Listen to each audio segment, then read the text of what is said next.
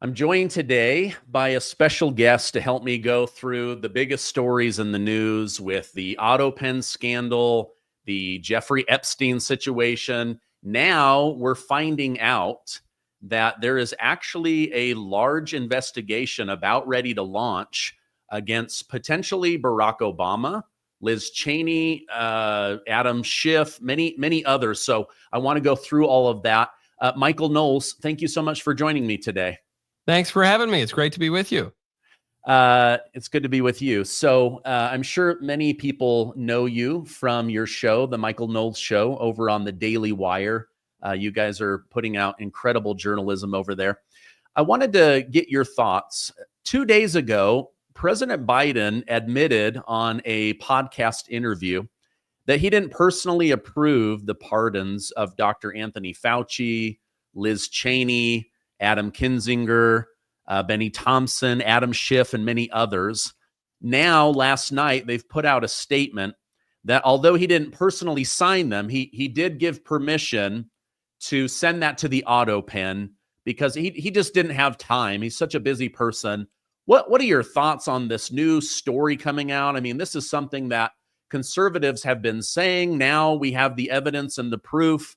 And will these be reversed with lawsuits? Well, he didn't have time because he was too busy napping. He didn't seem to have time for a lot. He didn't have time to secure the border. He didn't have time to keep Russia out of Ukraine. He didn't have time to prevent a new war in the Middle East. He didn't have time. What did he have time for? Not very much. And it's, of course, because he was in massive mental decline, which we all saw at that debate that finally ousted him from the election. And we also now learned that he was in a physical decline, non-mental decline, because 5 seconds after leaving office, he's diagnosed with an aggressive form of advanced cancer, the kind of cancer that a sitting U.S. president would simply not have go undetected. It's not possible. I mean, there are doctors with the president and the vice president all the time, living with them, traveling with them everywhere. It's just not credible. This is why Kevin O'Connor, the White House physician, when he was called in to testify in front of James Comer and the Republicans in Congress, he pled the fifth against self-incrimination because they lied and there was a massive cover-up at the time, and we all knew it. Then the media tried to fly cover for the Democrats at the time. You had people like Joe Scarborough coming out and saying, This is the smartest Joe Biden, the best Biden we've ever seen in 50 years, which is damning with faint praise. But even that wasn't true.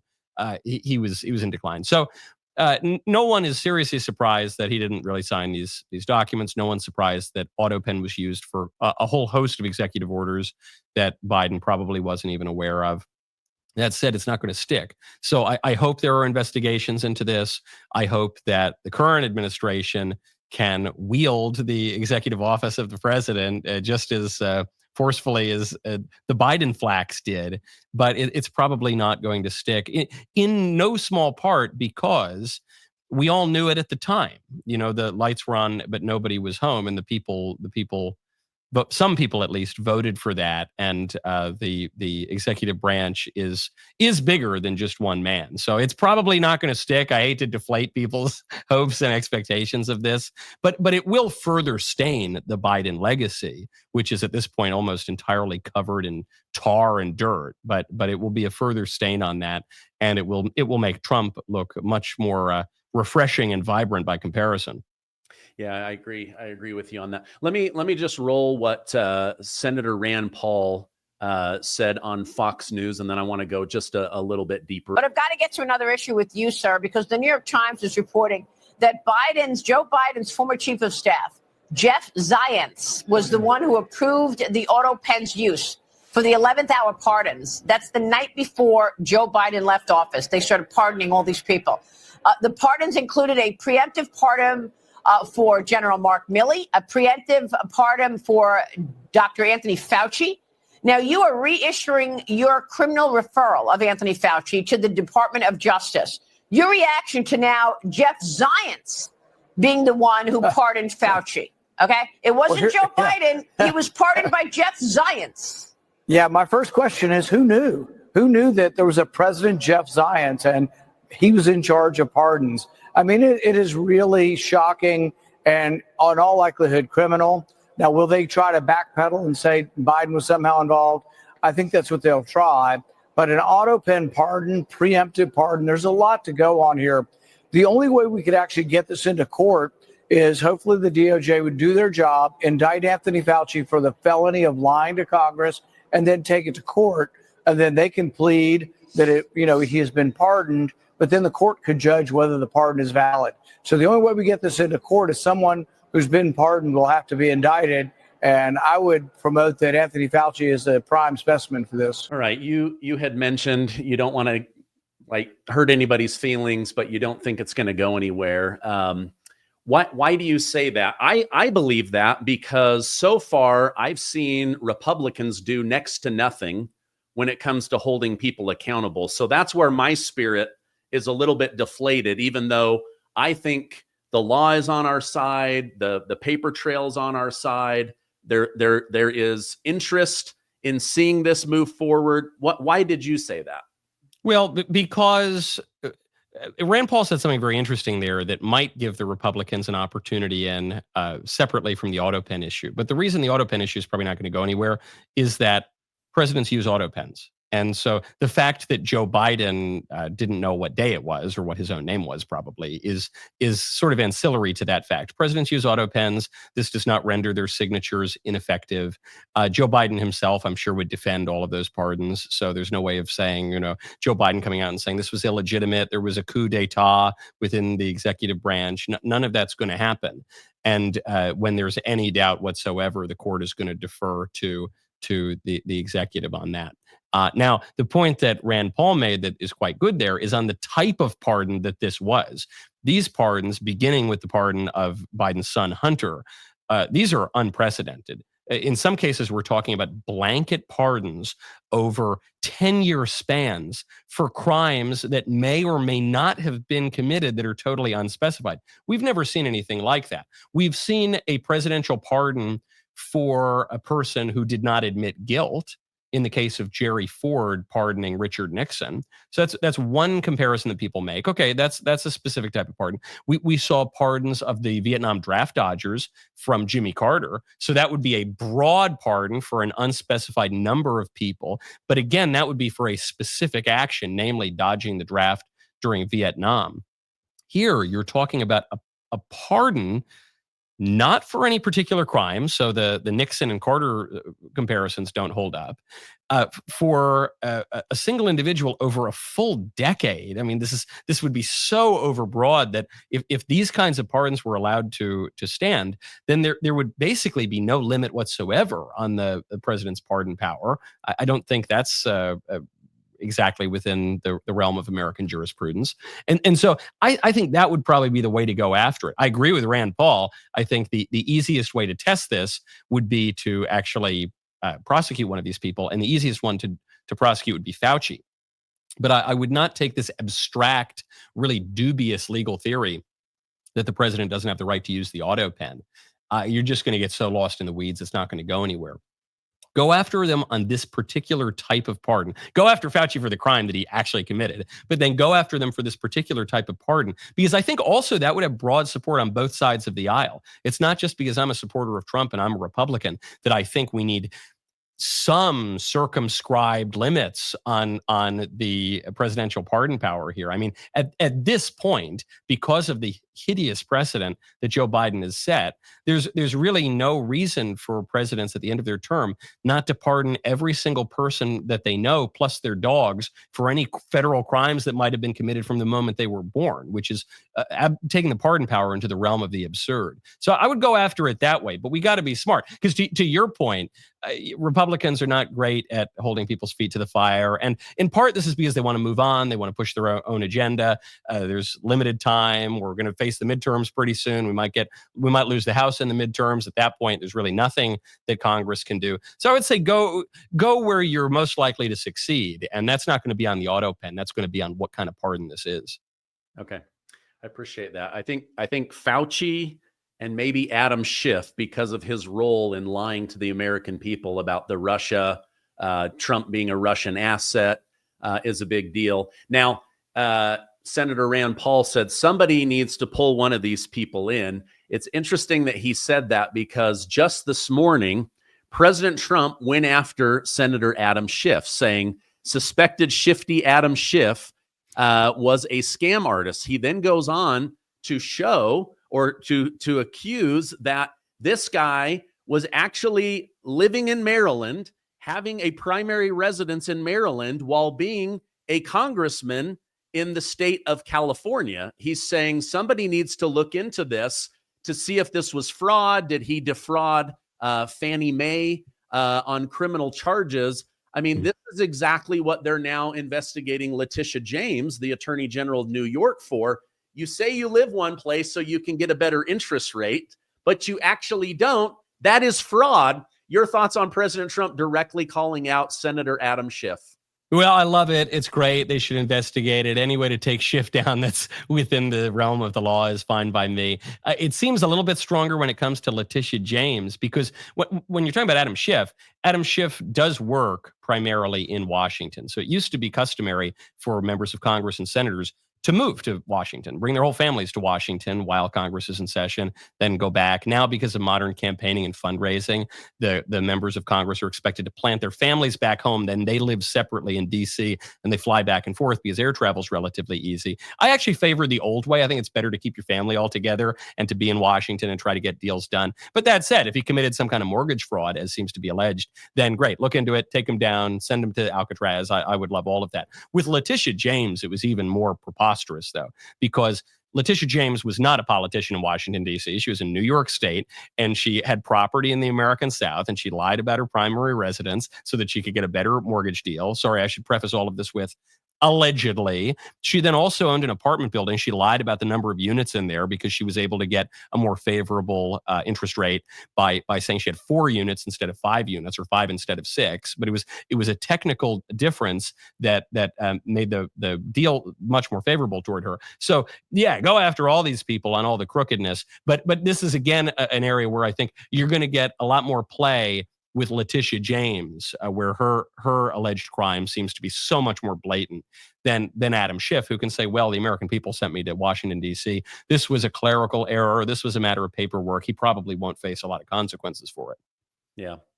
I do kind of wonder, though, if, Trump is pulling that into the light and then he can back off and not be involved, but then he'll get someone like Sam Antar, who is a Jewish Democrat that didn't vote for Trump, who loves justice and is the one that is taking Letitia James down with the help of the FBI. He may be putting out the bat signal for Sam Antar. Hey, I know you love to investigate fraud. This might be one for you to check out. Speaking of that, while everybody's been talking about the Jeffrey Epstein situation, is there a list? Isn't there a list?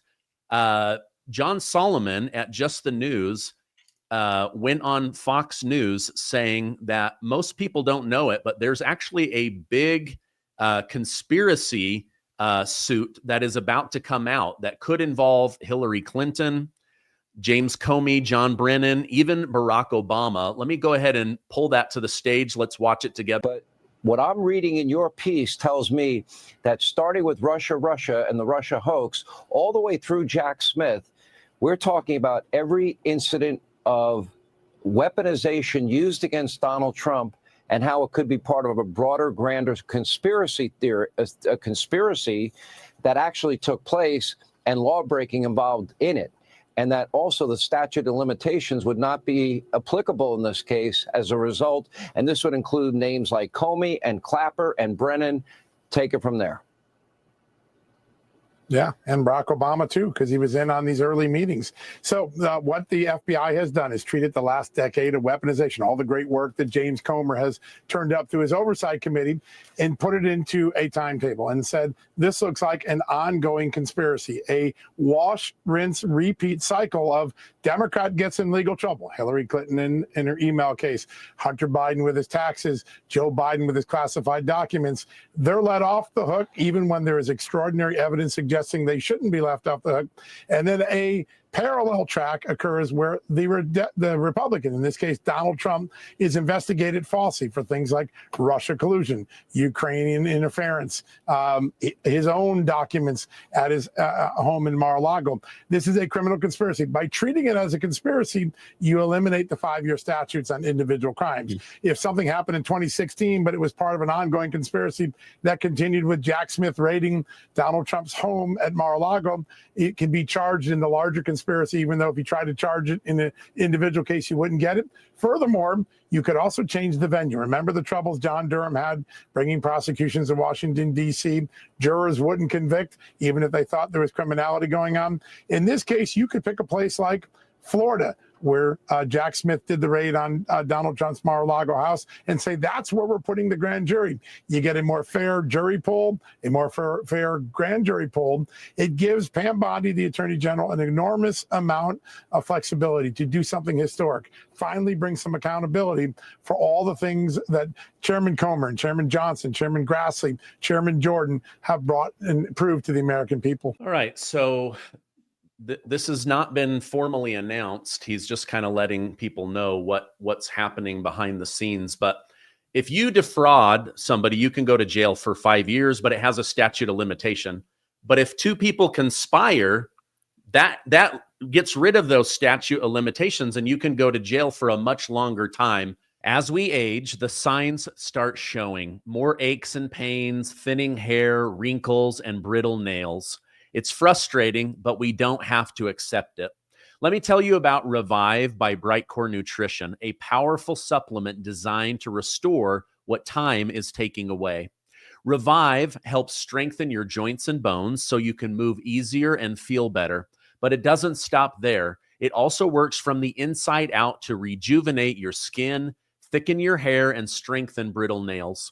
It contains 5 types of collagen, plus hyaluronic acid, biotin, and vitamin C, a powerful combination that helps you look and feel younger than you have in years. It's easy to use, just a scoop of it into water or coffee or hot chocolate. It dissolves fast with no weird taste, and the result, they're real. Now, I love the strawberry lemonade flavor. If you want to reduce aches, restore your glow, and feel confident again, give Revive a try today.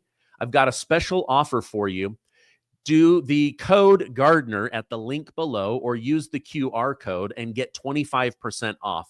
Or go get a better deal. Make a quick phone call to 888-908-4425. They're professional. They speak English. They're right here in the United States. They will take care of you, and you get up to 50% off and free shipping. So go take care of your health and get that discount. Go check it out right now. Your thoughts on this? I mean, it looks like there's chess pieces being moved behind the scenes. Hey, based on what they did with Jack Smith, we could move outside of Washington, D.C. We can pull in people for a longer time frame because now it's a conspiracy. They conspired to defraud. Your thoughts on this? Yeah, that would be great if they can do this. It would solve a couple of problems. One, it would solve the problem Republicans have on Capitol Hill, which is we get a lot of letters, we get a lot of hearings, we get a lot of investigations, and then we get no consequences. Nothing ever happens. You get some good clips on TV, and that's it. So here you could have the fruit of those investigations actually come out, bear fruit in a DOJ investigation and prosecution. That would be great. The other political problem that it solves for the Trump administration, which you alluded to earlier, is it gives an answer to the debacle of the Epstein scandal. The reason that the handling of the Epstein scandal has been so frustrating for the conservative base is because Epstein was a symbol of everything that Trump was running against. Going back to 2016, he was this symbol of deep state corruption involving high levels of government and heads of government, heads of state, the royal family, financiers, weird sex stuff. This just really had everything to it. And Trump runs on releasing the list and bringing some accountability. The attorney general then says, I have the list on my desk. Then we're told there is no list. We're told that there's no jail cell video outside of where Epstein was being held. Then there was video, but the video was missing some time. And the whole thing is just totally incoherent. He had ties to foreign governments, but then he didn't have ties to foreign governments. And the whole thing really reeks to high heaven. There's obviously more to the story than we're getting. So I think, and I've said before, and I've got some flack for it, there could be perfectly reasonable, even virtuous explanations as to why President Trump is not releasing the list, whether to avoid defamation, because it would lead to an unraveling of the world order, or anything in between.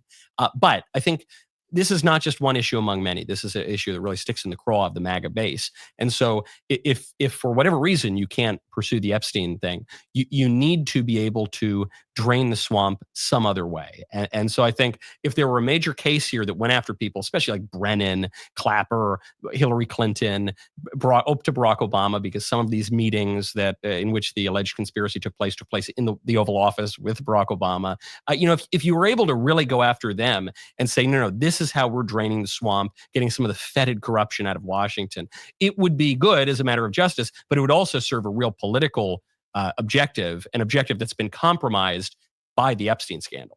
Yeah. Well, I hope that they will. I still believe that Pam Bondi and Kash Patel, Dan Bongino, the people we believe they were, are still the people that they are. I believe it's very difficult to build a case. And people need to remember, look how much was stacked against Donald Trump.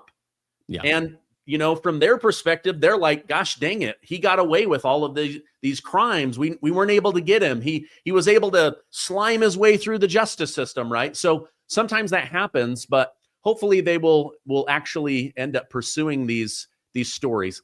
Okay, I want to switch gears with you. And then you brought up Alcatraz. I want to have just a little bit of fun with Alligator Alcatraz at the end of this show. But I want to COVID is something that I would like to have justice on with Dr. Fauci and others. But I came across a podcast last night where just more government hypocrisy is coming out. Let me go ahead and roll this and then we'll react to it together. This is Dr. Simone Gold, who was arrested for being at the Capitol on January 6th, even though she was there to talk about medicine, not Donald Trump.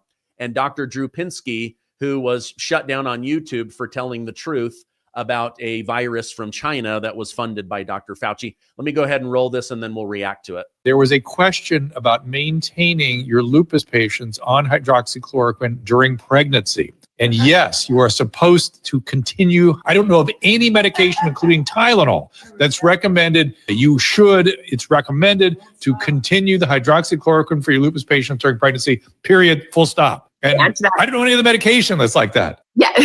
So the CDC on their website, all through most of COVID, said it's safe during infancy, breastfeeding, elderly, and pregnancy, right? Yeah. And the American Association of Rheumatology said the same thing. Yeah, and at the CDC also had up that everybody who came in this country as a refugee from the majority of countries out there had to take ivermectin for a couple of weeks, right? Correct. Yes, it's exactly correct. People coming from the Middle Eastern parts of the world had to take ivermectin coming to this nation. At the same time, the FDA was mocking it as horse paste. It was outrageous. Yeah. Okay, so hydroxychloroquine, they're now saying absolutely if you catch COVID early enough, it does great things. It's so safe, you could give it to a breastfeeding mother. We were told that this was something that Trump had come up with, that he was a crazy wackadoo. But the story that really stuck out to me was, so you have these migrants coming into the United States. The government forces them to take ivermectin, but not get a COVID vaccine, while telling the American people and harassing and mandating that they get an experimental vaccine. And then they're told that ivermectin is bad and that it's horse paste and that it might kill you. Like, government hypocrisy makes me so crazy. Your thoughts on hearing this? Well, surely this is just more oppression for the poor, beleaguered illegal aliens who are now forced to have the horse dewormer, right? That's the only explanation. Or maybe not. Maybe virtually everything we were told about COVID was a lie.